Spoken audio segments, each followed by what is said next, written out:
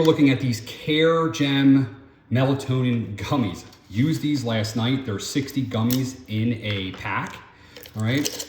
I don't want to show you the front label because actually, for some reason, I don't know why Amazon does this. They put the label over it, but that's what they look like.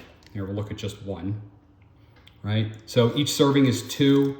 I'll tell you from last night, slept great.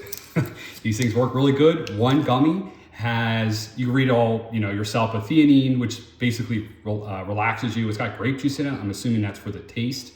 It's got eggplant extract, chamomile extract, which allows you to sleep as well. It works with the melatonin.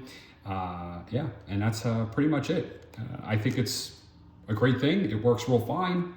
And yeah, that's all the supplement facts right there if you want to read them.